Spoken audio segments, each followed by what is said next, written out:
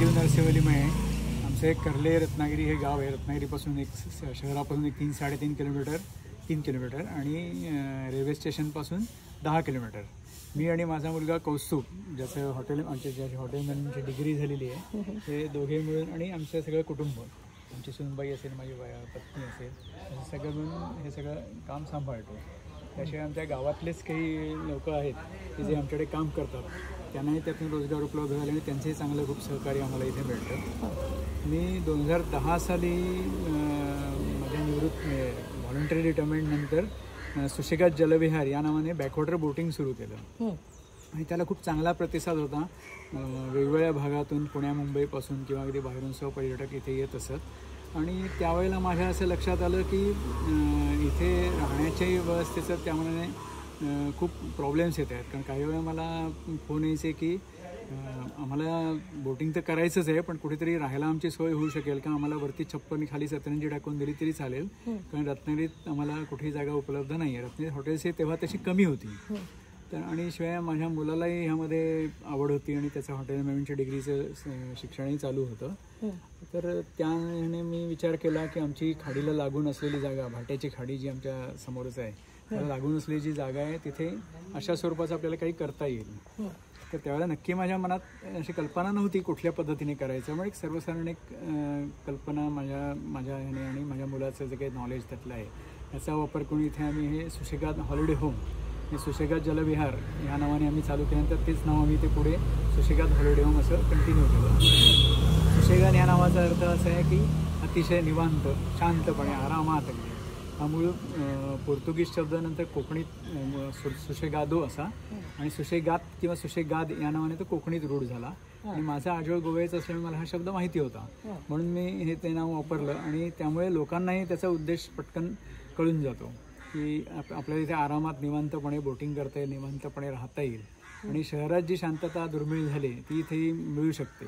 आणि हे सर्व करताना आमचे एक स्नेही आणि कुलबंधू श्री निलेश लिमे, जे प्रसिद्ध शेफ आहेत, तर त्यांनी असं सांगितलं की तुम्ही इथे देताना कोकणी पद्धतीचंच जेवण शक्यतो जास्तीत जास्त द्या. तर तो सल्ला आम्हाला बरोबर वाटला आणि त्याप्रमाणे आम्ही इथे आमच्या किचनमध्ये प्युअर व्हेज असं जेवण इथे सगळ्यांना देतो आणि शक्यतो सर्व कोकणी पदार्थच आमचे इथे असतात. एखाद दुसरा पदार्थ कदाचित आवडीप्रमाणे पंजाबी पद्धतीचा किंवा वेगळ्या पद्धतीचा केला जात असेल, पण सर्वसाधारणपणे नाश्ता आणि जेवण हे आमचं कोकणी पद्धतीचं असतं. आता रत्नागिरीत सगळे येणार म्हटल्यावर मत्स्याहारी आणि मत्स्याहार हा त्यातलं एक आकर्षण असतंच. तर मग ते आम्ही इथे बनवत नसलो तरी इथे बाहेरून मागवू शकतात लोक. त्याशिवाय जर आधी आम्हाला कल्पना देऊन ठेवली असली तर घरगुती असं बनवून द्यायची आम्ही व्यवस्था करू शकतो. नाहीतर आम्ही रेस्टॉरंट सजेस्ट करतो. रत्नागिरीत चांगली रेस्टॉरंट्स जी आहेत तर त्या रेस्टॉरंटमध्ये जाऊन आम्ही जेवायला त्यांना गाईड करतो. आणि रत्नागिरीपासून इथे कसे आहे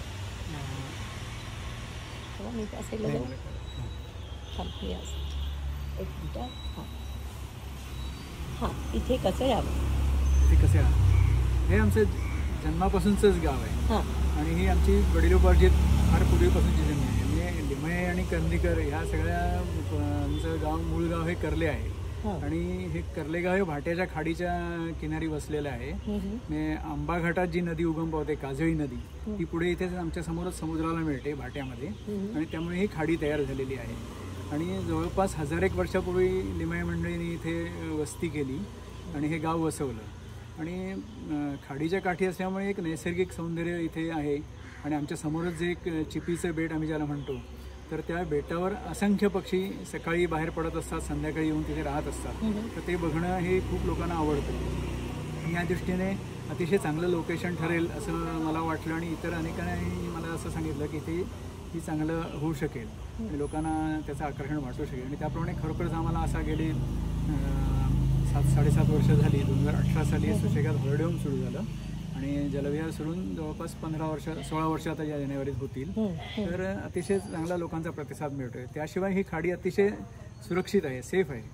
इथे मॅनग्रोव्हचे जवळजवळ जे 25-30 जे काही जाती असतील तर त्यापैकी जवळपास 12-13 जाती इथे बघायला मिळतात. अनेक प्रकारचे पक्षी इथे बघायला मिळतात. त्यामुळे बोटिंगचंही आकर्षण लोकांना असतं. त्याशिवाय इथे राहिलेल्या लोकांना इथे समोर आम्ही जे कोपऱ्यात मचाण बनवले त्यावर जाऊन सुद्धा लोकांना अनेक प्रकारचे पक्षी इथे बघता येतात. अनेक फुलपाखरं इथल्या आमच्या बागेमध्ये बागडत असतात.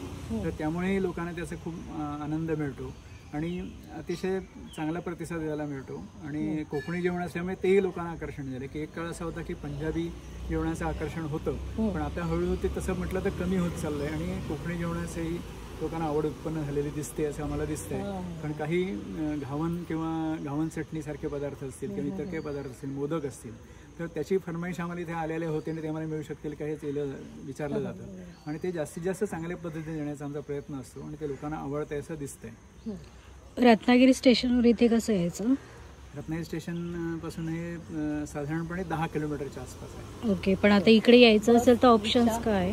रिक्षा इथे उपलब्ध असतात. जर आपण आधी कळवून ठेवलं तर आम्ही ठराविक लोकांचे नंबर देतो आम्हाला माहिती असलेल्या, आणि ते पिकअप आणि ड्रॉपची सोय करू शकतात.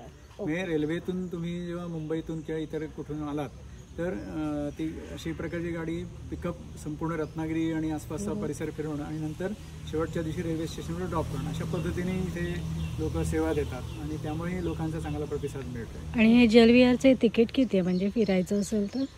हे आमच्याकडे 2 प्रकारच्या बोटी उपलब्ध आहेत. एका होडीवर 15-20 जण किंवा अगदी एखादा मोठा ग्रुप असेल तर 25-1 जण सुद्धा त्या होडीवरून जाऊ शकतो. ओके. आणि दुसरी एक सिंगल होडी आहे, त्याच्यामध्ये 8 जण जाऊ शकतो.